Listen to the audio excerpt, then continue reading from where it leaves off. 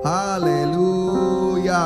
Haleluya. Salam kemenangan iman. Salam kemenangan iman. Shalom. Shalom. Selamat datang dalam ibadah Gereja Kemenangan Indonesia. Apa kabarnya? Luar biasa. Tuhan Yesus Kita baik. berikan tepuk tangan bagi Tuhan Yesus yang baik. Haleluya. Nah, sekarang kesembuhan ilahi. Semua berkata kesembuhan ilahi. Markus 11 ayat 24. Karena itu aku berkata kepadamu, apa saja yang kamu minta dan doakan, percayalah bahwa kamu telah menerimanya, maka hal itu akan diberikan kepadamu. Apa saja yang kamu minta dan doakan. Ada di situ dikatakan perkara-perkara rohani saja. Saya tanya lagi sekali lagi, jawab dengan keras supaya jiwamu mendengarnya. Apa saja Yesus berkata kepada kita.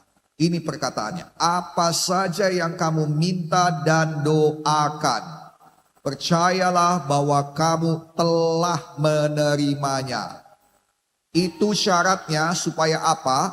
Maka hal itu akan diberikan. Belum diberikan, tapi akan diberikan. Kalau Yesus berkata akan diberikan, tidak ada kemungkinan gagal.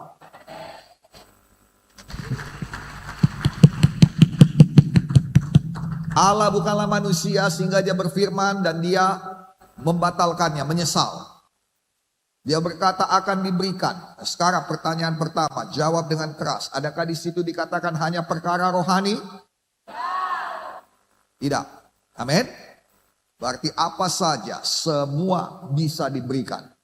Sekarang pertanyaan saya, kita mulai daripada perkara rohani. Amin. Gereja besar bisa diberikan? Amin. Pelayanan berkemenangan bisa diberikan. Pengurapan yang hebat bisa diberikan. Gedung-gedung gereja yang baik bisa diberikan. Oke, sekarang kita masuk kepada daerah jiwani yang rohani. Hati yang baru bisa diberikan. Damai bisa diberikan. Sukacita bisa diberikan. Baik. Sekarang agak duniawi sedikit. Jodoh bisa diberikan.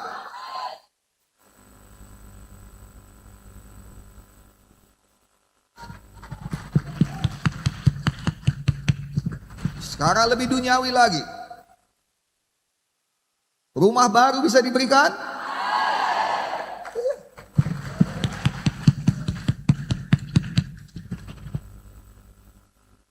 Saya mau tanya, berapa banyak di sini anak Bapa Surgawi? Saya mau tanya lagi, kalau kita anak, kepada siapa kita meminta?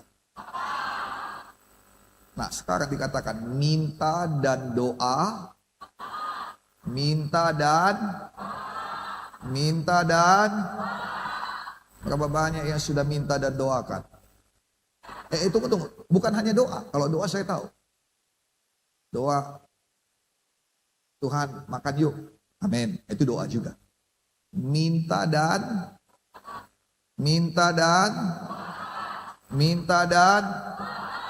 berapa banyak yang sudah minta dan doakan? Tunggu. Pertanyaan kedua yang sama pentingnya. Berapa banyak yang tahu cara minta?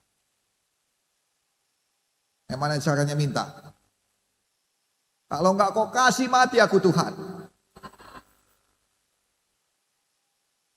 Kalau enggak kau berikan hancurlah gitu. Adalah jauh lebih berharga ketika napasmu Senin Kamis. Tapi engkau tetap berkata, Yesus. Kau yang termanis, wajib. Jauh lebih berharga begitu. Sekarang bagaimana supaya kita dapat? Saya ulangi, bagaimana supaya kita dapat? Bagaimana supaya kita dapat? Sayang kau bisa bersoal jawab dengan Tuhan, tapi kau tidak bisa dapatkan jawaban. Itu perempuan Siro-Venesia, dia dapat jawaban ketika dia tersungkur dan menyembah Tuhan. Lalu dari mulutnya, keep it low. Rendah hati, anjing pun dapat kok Tuhan, anjing pun dapat. Enggak tahan hati Tuhan. Haleluya. Doa bukan seni kata-kata baik. Doa adalah seni menjamah hati Tuhan. Syukur ya labasyadaralabasadu. Oh, you can have all good words and nothing happen. Engkau bisa punya kata-kata yang baik. Haleluya Tuhan. Engkau adalah Tuhan yang maha kuasa. Tuhan yang maha pengasih. Kemuliaanmu menutupi bumi. Sukamu apa mau kau bilang, apapun tak terjadi. Marta datang kepada Tuhan. Beginilah, begitulah, beginilah, begitulah. Tuhan Yesus berdebat dengan Marta. Maria datang pada Tuhan. Ah Tuhan, seandainya engkau ada di sini, gak kayak gini jadinya. Maka Tuhan menangis bersama Maria. Doanya sama, kata-katanya sama, hatinya menjamah Tuhan. Saya ulang, kenapa Maria menjamah Tuhan dan bukan Marta? Karena ketika Yesus ada, Marta sibuk dengan urusannya sendiri. Tapi Maria sibuk mendekatkan diri dengan Tuhan. Kejar Tuhan, kejar Tuhan, kejar Tuhan. Karena pada satu hari kau berdoa, Yesus, seluruh surga datang untuk menolong kau. Amin. Apa yang kau minta dan doakan, sambungannya, percayalah sudah diberikan. Engkau sedang menghadapi orang yang sudah disembuhkan Tuhan. Saya ulangi, ini kuncinya. Ketika berdoa bagi orang sakit, engkau sedang menghadapi orang yang sudah disembuhkan Tuhan. Dan orang itu datang ke hadapanmu bukan untuk menguji engkau. Orang itu datang ke hadapanmu bukan untuk menggoyangkan imanmu. Orang itu datang ke hadapanmu bukan untuk memohon supaya engkau jadi alat Tuhan. Dia sudah, percayalah bahwa engkau sudah menerimanya. Orang itu datang untuk dua perkara. Nomor satu, membuktikan bahwa engkau adalah hamba Tuhan. Nomor dua, membawa kemuliaan lebih dalam hidupmu. Boleh kita berikan tepuk tangan bagi Tuhan Yesus. Kalau saudara dengar saya berdoa bagimu, saya selalu katakan tiga hal yang utama. Bilur Yesus sudah sembuhkan. Darah Yesus jaga supaya tidak kembali lagi penyakitnya. Kita nggak mau maju mundur. Amin. Kita mau maju terus. Haleluya. Allah Roh Kudus. Allah Roh Kudus hidupkan tubuh-tubuh yang fana. Baru saya masukkan yang paling utama. Segala kemuliaan hanya bagi nama Tuhan Yesus. Doa yang sama bagi semua orang. Saya nggak peduli mau sakit apapun dia, karena di mata saya aku lihat dia sudah sembuh. Terima kasih Tuhan. Sudah ada kuasa, sudah kau jamah, sudah sembuh. Yang mengerti katakan amin. Harus ada iman, lihat. Semakin parah dia, semakin mudah engkau melihat. Betul. Alkitab berkata, setelah ia berkata demikian, maka dipegangnyalah tangan orang lumpuh itu, diangkatnya orang lumpuh itu, seketika itu kuatlah mata kaki orang itu dan dia berjalan. Kenapa Alkitab menerangkan sedemikian rupa kepada kita? Karena Tuhan sedang berbicara padamu, dan pada saya. Yang kau lihat bukan dia duduk di bawah lagi. Tapi yang kau lihat adalah ketika kau angkat dia. Amin. Amin. Jalankan dia. Seketika itu bisa 2 detik kemudian, bisa 2 jam kemudian. Amin. Seketika itu nggak ada dikatakan secepatnya, langsung nggak ada. Seketika, ada waktunya. Maka lakukan itu sampai waktunya tiba. Ayo dong yang mengerti katakan amin. Lakukan itu sampai waktunya tiba. Jangan Yesus, jangan goyang iman. Sayang, ingat apa kata Yesus kepada Yairus. Udah gak ada gunanya lagi Pak. Udah mati anaknya. Jangan lagi susahkan guru. Yesus berkata, jangan takut, percaya saja. Dan apa yang dibuatnya? Dibawa jalan Yairus. Jalan terus. Apa yang disongsong Yairus? Kalau orang dia berkata dia menyongsong anaknya yang sudah mati. Tapi kalau Alkitab berkata dia jalan bersama dengan kehidupan. Dia sedang menyongsong kebangkitan anaknya. Mata duniamu berkata aku udah capek menggotongnya. Kapalah dia jalan. Tapi mata rohanimu datang bersama kebangkitan dan hidup. Kalau memang kau capek, dudukkan. Katakan sebentar, kita doa lagi. Tarik nafas mula. Alkitab berkata, semakin kuat imannya. Hal-hal yang jadi dalam hidupmu tidak untuk meruntuhkan engkau, tapi untuk meneguhkan engkau. Boleh lebih semangat sedikit lagi untuk Tuhan Yesus. Yang mengerti katakan amin. Nah, semua di sini bisa berdoa bagi orang sakit. Lihat rasul-rasul itu. Ada karunia menyembuhkan Pak Pendeta, betul. Tapi bukan berarti yang tidak punya karunia itu tidak bisa berdoa bagi orang sakit. Yang punya karunia itu, dia pasti punya seperti dokter spesialis. Saya berdoa satu hari di sini akan ada spesialis-spesialis tertentu.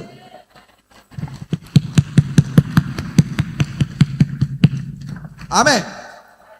Begitulah dia, karena apa? Karena dia yakin dan percaya sudah diterimanya.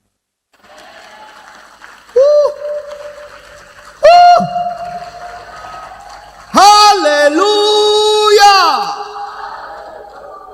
Nah, sekarang catat baik-baik di hati, di pikiran dan di catatanmu. Engkau berdoa bukan karena persoalan. Engkau berdoa karena firman Tuhan berkata engkau sudah menerimanya. Adalah doa yang berbeda ketika saudara lihat dia lumpuh. Lalu saudara berkata, aku berdoa karena dia lumpuh supaya Tuhan sembuhkan. Itu beda dengan orang yang melihat orang lumpuh dan berkata, aku sudah lihat dia jalan. Dan aku datang ke sana untuk membuktikan bahwa apa yang dikatakan Tuhan benar dalam orang ini. Engkau datang kenapa? Karena engkau tahu dia sudah sembuh.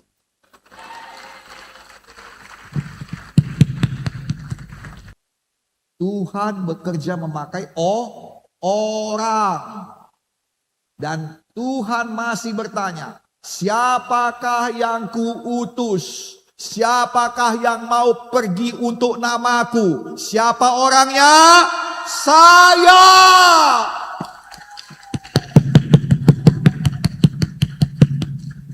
Saya dengarkan ada banyak jiwa yang sudah lama menunggu kedatangan.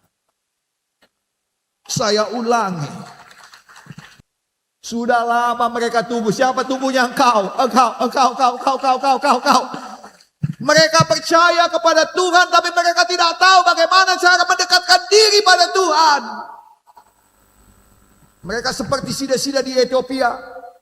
Dia sungguh-sungguh rindu pada Tuhan, tapi dia nggak tahu bagaimana mendekatkan diri pada Tuhan. Terus dia tanya pada Filipus, ini siapa ini? Lalu Filipus cerita, segera hatinya terbuka. They are waiting for you. For you. Lihat, dia bangkit. Itu orang datang padamu adalah mangsa setan. Yesus menyembuhkan orang yang dikuasai setan. Sekali lagi, Kisah Rasul 10 ayat 38. Yesus menyembuhkan orang yang dikuasai setan. Yang dikuasai setan itu adalah definisi sakit. Amin. Amin. Maka ketika kau datang, engkau adalah pembangsa, bukan mangsa. Ketika Yesus datang, berteriak orang di Gadara itu, di Gerasa itu, apa urusanmu? Kenapa? Karena Yesus pemangsa.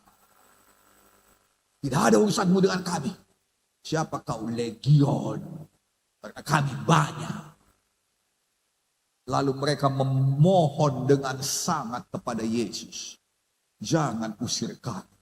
Gak ada tempat tinggal kami. Sayang, kalau engkau tidak usir setan, setan akan jadikan engkau tempat tinggalnya. Satu roh jahat ada, diusir, tidak diisi firman. Dia panggil 7 kawannya, 8 mereka menjadikan orang itu jadi tempat tinggalnya. 8, tambah lagi, jadi legion. Tapi Yesus, nama Yesus, bukan jadi mangsa, tapi jadi pemangsa. Setan akan teriak di depan engkau.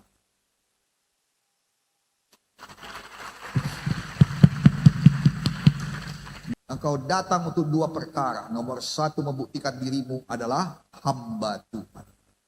Nomor 2, menerima kemuliaan untuk dikembalikan kepada Tuhan.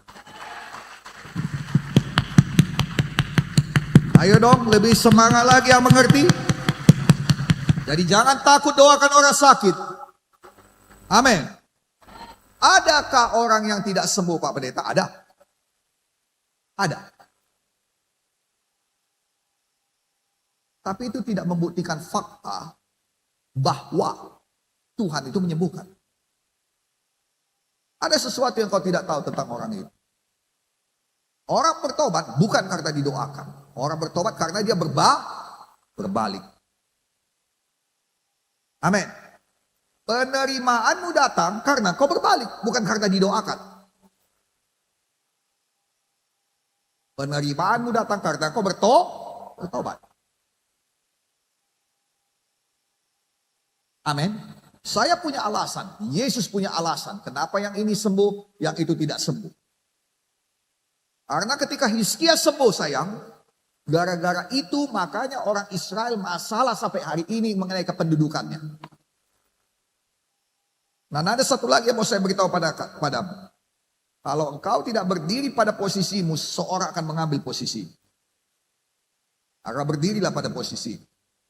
Kalau hatimu berkata, doakan dia. Oh, kira pesatkan. Oh, haleluya, haleluya, haleluya. Engkau pemangsa saya. Setannya diusir, penyakitnya sembuh. Bilang sama setan, bawa semua barang-barangmu. Nggak ada sisanya. Dengar baik-baik. Dengar baik-baik. Bilang sama dia bawa barang-barangnya. Kenapa? Karena gini kata firman Tuhan. Ketika setan diusir dari orang itu. Betul? Betul? Maka setan akan pergi mengembara ke tempat-tempat yang jauh. Dan kemudian dia tidak menemukan tempat bagi dia. Dia berkata, aku mau kembali ke rumahku dahulu. Dan ketika dia kembali ke rumahnya dahulu, dia menemukan rumah itu kosong. Artinya apa? Ketika dia pergi, dia harus bawa barang-barangnya. Itu orang tidak diisi dengan firman Tuhan. Kalau diisi dengan firman Tuhan, ada isinya. Betul atau tidak? Maka bilang sama setan, ketika kau usirkan setan, bawa barang-barangmu. Kami gak mau stroke tinggal. Memang setannya udah gak ada, tapi bekasnya masih ada. Gak mau.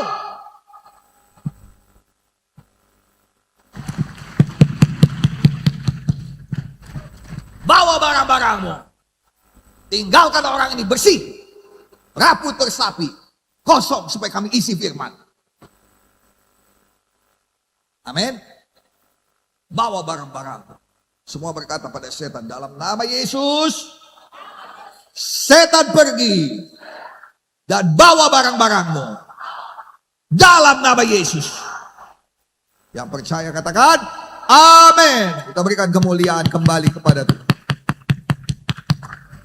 Matius 10 ayat 8. Sembuhkanlah orang sakit, bangkitkanlah orang mati, tahirkanlah orang kusta, usirkanlah setan-setan.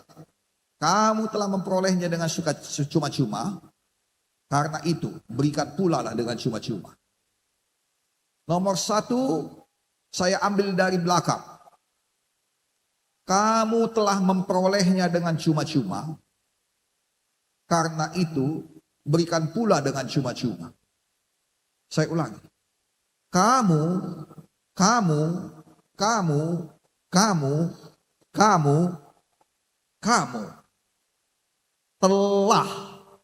memperolehnya dengan cuma-cuma. Berarti sudah ada padamu. Sudah ada padamu. Sudah ada padamu. Sudah ada padamu. Sudah ada padamu. Sudah ada padamu. Kemana itu? Kenapa hilang dari gereja? Kalau memang itu hilang, cari. Alkitab berkata, cari maka ia akan dapatkan. Bagaimana kau cari? Cari di kaki salib Yesus. Berdoa. Amin. Berlutut. Cari wajah Tuhan. Cari. Carilah Tuhan. Amin. Sudah kau terima. Amin. Cari. Cari. Cari pada ibadah. Cari bagaimana ada kelakuanmu pada kelompok sel. Mulai berdoa bagi orang sakit. Amin. Berdoa dulu terlebih dahulu. Tuhan, aku dapatkan kembali. Bantu aku mencari. Aku terima lagi. Tolong Tuhan. Aku sudah mendapatkannya. Aku tidak mau kehilangan. Berapa banyak di sini yang dia suka cita kehilangan? Mana uangku 100 juta hilang? Haleluya. Bapak Gembala berkata, apapun kejadian muliakan Tuhan. Betul sayang, tapi bukan berarti kau tidak mencarinya lagi. Betul atau tidak? Betul atau tidak? Dikatakan saudara, 100 domba, 1 hilang. Yesus cari ya Tuhan. Sudah ada padamu. Kalau ada padamu, mudah. Bagi yang ada, berikan dengan cuma-cuma. Saya ulangi sekali lagi. Sudah ada padamu, kalau ada padamu, berikan dengan cuma-cuma. Maka semangatlah kelompok sel. Semangatlah melayani jiwa-jiwa hari Minggu. Ganaslah, haleluya. Kalau belum ada, artinya kau harus cari. Karena sudah ada padamu, tapi kau kehilangan. Jangan kehilangan lagi. Jangan kehilangan lagi. Jangan kehilangan lagi. Jangan biasakan kalau hilang gak apa-apa lah, nanti Tuhan ganti. Jangan begitu sifat kita. Amin. Cari dengan puasa, amin. Kita akan 2 puasa mulai hari Senin ini, amin. Puasa betul-betul, cari wajah Tuhan. Cari pengurapan kesembuhan. Amin. Singkirkan penghalang-penghalangnya. Amin. Ada yang memang tidak sembuh, tapi bagian kita adalah selalu memperjuangkan kehidupan. Bagian kita doa. Dengarkan saya, kalau Tuhan tidak jawab doa, berarti ada alasan Tuhan yang baik di belakang. Engkau tidak perlu mengerti semuanya, tapi kau perlu percaya. Ada satu perkara, tidak ada penyesalan di hati saya. Saya tidak hidup dengan satu penyesalan. Apa jadinya kalau aku doakan kemarin ya? Yang ngerti katakan amin. Haleluya. Karena tidak ada hidup yang lebih menyedihkan daripada hidup dalam penyesalan. Perjuangkan kehidupan. Amin. Nah, saudara kalian lihat, jauh lebih banyak orang yang disembuhkan dalam pelayananmu daripada orang yang tidak disembuhkan. Kenapa perlu juga ada orang yang tidak disembuhkan? Supaya kita selalu sadar bahwa yang menyembuhkan bukan saya. Sebenarnya menyembuhkan saudara, tapi kuasa kesembuhan itu tidak datang dalam saudara sehingga saudara bisa buat suka-suka hati. Uang yang ada padamu bukan uangmu, engkau harus bertanggung jawabkan. Bukan berarti tidak boleh kau pakai, pakailah, tapi dengan bertanggung jawab. Haleluya. Haleluya. Kuasa kesembuhan itu ada padamu. Engkau yang memakainya, engkau yang menyembuhkan, tapi itu bukan punyamu. Wahai Nabi, itu kapak, itu mata kapak pinjaman. Bukan punyaku. Amin. Ada 5 hal yang disuruh Tuhan pada kita. Sembuhkanlah orang sakit, bangkitkanlah orang mati, tahirkan orang kusta, usirkanlah setan-setan. Ya, sembuhkan orang sakit, bangkitkan orang mati, tahirkan orang kusta, usirkan setan, dan berikan dengan cuma-cuma. Amin. Amin. Nah, sekarang di antara semuanya itu yang paling susah adalah berikan dengan cuma-cuma. Nah, sekarang dengarkan saya. Yang paling mudah adalah apa? Sembuhkan orang sakit. Oke, berikan dengan cuma-cuma. Saya berdoa hatimu, tadi sudah kita bicarakan. Selalu balikan kemuliaan pada Tuhan. Selalu jadi berkat, jadi garam. Amin. Berikan dengan cuma-cuma. Sekarang, sembuhkan orang sakit, bangkitkan orang mati, tahirkan orang kusta, usirkanlah setan-setan. Yang paling susah, yang paling bawah. Jadi yang di atas, itu paling mudah. Bahkan dikatakan bangkitkan orang mati itu dalam kategori kedua, mudah. Akan lebih banyak orang-orang dibangkitkan pada akhir zaman ini. Amin. Kenapa kita lebih suka mengusirkan setan? Berapa banyak di sini yang tahu kalau dia mengusirkan setan, setan pasti pergi katakan saya ya Tuhan. Amin. Jadilah pada kita semuanya. Dan memang itu sudah jadi. Amin.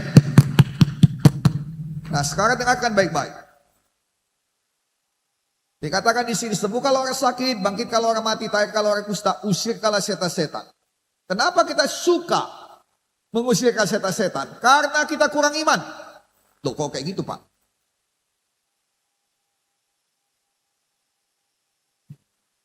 Dalam nama Yesus, semua roh jahat pergi. Sekarang saya tanya, emangnya tadinya ada roh jahat? Gak tahu Pak Pendeta. Masa saya jaga-jaga aja dalam nama Yesus. Oke. Sekarang saya tanya lagi. Ketika kau katakan pergi, udah pergi roh jahatnya. Belum tahu juga Pak Pendeta, nanti kita lihat hasilnya. Kalau berkemenangan berarti sudah pergi roh jahat. Kenapa kau berani kayak gitu? Karena nggak kau lihat. Betul? Jadi reputasi kesombonganmu tidak terganggu. Antara dia pergi, dia ada, tidak ada, atau dia diam karena terikat. Ada dia, tapi dia tidak pergi, tapi nggak bisa buat apa-apa. Betul atau tidak? Nggak tahu bedanya. Tapi kalau namanya sembuhkan orang sakit harus ada bedanya. Yang kelihatan dengan, nah itu yang membuat reputasi kesombonganmu terancam. Dan pertanyaannya adalah apa yang jadi kalau orang itu tidak sembuh. Sekarang saya mau beritahu padamu, akan lebih bingung kalau kau punya pertanyaan ini. Apa yang jadi kalau orang itu sembuh? Nah, kau harus siapkan supaya kau memuliakan Tuhan. Amin. Saya tutup itu. Sembuhkanlah yang sakit, bangkitkan orang mati, tahirkan orang kusta, usirkanlah setan-setan. 4 perkara. Kebanyakan kita berpikir bahwa ada namanya mukjizat, ada namanya perintah Tuhan bisa dikerjakan dan mustahil dikerjakan. Tidak sayang, perintah Tuhan adalah untukmu. Artinya engkau bisa mengerjakannya. Engkau bisa mengerjakannya. Satu hari engkau akan lihat dari perletakan tanganmu orang mati akan hidup kembali. Dari perletakan tanganmu orang-orang kusta akan dipulihkan. Bukan hanya disembuhkan tetapi dipulihkan. Engkau akan lihat jari tumbuh kembali. Engkau akan lihat tulang-tulang memanjang kembali. Amin. Itu membuktikan bahwa memang kita yang menyembuhkan, tapi kuasa kesembuhan itu datang dari Tuhan. Dan Dia memberikannya kepada siapa yang diinginkan. Tapi bagian kita tetap mendoakan, mengimani, mengusahakan kesembuhan. Bukan berarti kalau saudara doakan satu orang mati, maka kuasa kesembuhan itu tidak ada lagi padamu. Jangan takut, oh aku kehilangan kuasa. Tidak. Kita mengerti, katakan amin. Tuhan yang menyembuhkan. Dan Tuhan pakai saudara, saya juga. Siap untuk berdoa bagi orang sakit? Boleh sama-sama kita bangkit berdiri terlebih dahulu.